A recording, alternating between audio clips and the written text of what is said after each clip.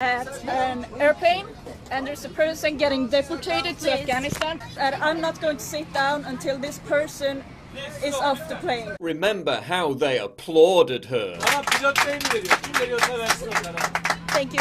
Remember how Twitter's blue checkmark brigade celebrated Ellen Ursin as a progressive hero. Powerful and moving. If only our leaders had as much moral courage as Ellen Ursin. In tears and goosebumps watching this brave woman demonstrate the power of courage and kindness and what happens when we take a stand for her. Ellen Ursin is a brave and courageous woman. Remember how they compared her to Mahatma Gandhi and Martin Luther King? Remember how they said she was the millennials' answer to Rosa Parks? Thank you. Guess who she prevented from being deported?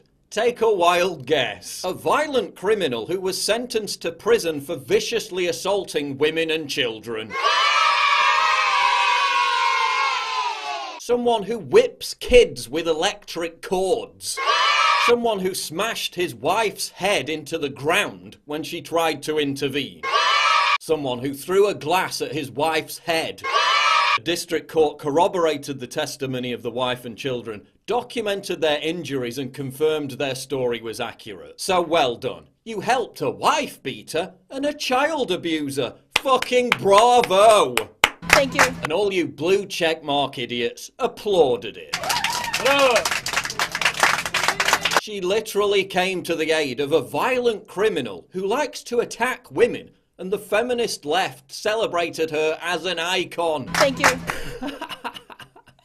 What makes this even more stupid is that the migrant wanted to go back to Afghanistan anyway. He wasn't even being deported against his will. This is the most absurd case of pathological altruism, since the British Royal Navy rescued the guy who went on to become the Manchester suicide bomber. As James Delingpole writes, pathological altruism is where you spend so much time virtue signalling your concerns for the human rights of the people who hate you and want to destroy you and who will never respect you, that you forget about the human rights of your own people. Pathological altruism is the kind of sickness that led feminists in Cologne to hand out roses to migrants the day after hundreds of them had molested and raped countless women. Pathological altruism is the kind of sickness that leads the left to celebrate the hijab as a form of female empowerment, while women in Iran are being tortured and imprisoned for not wearing the hijab. Forget Stockholm Syndrome. Sweden's embrace of pathological altruism has left the country on the brink. Is it any wonder that 73% of people in Sweden feel their country is going in the wrong direction?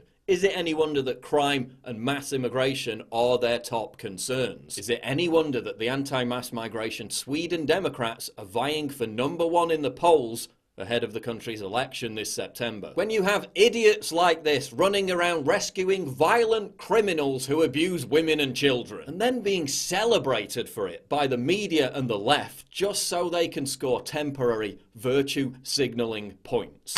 Pathological altruism. It's rampant, it's infectious, and it's spreading fast. Thank you.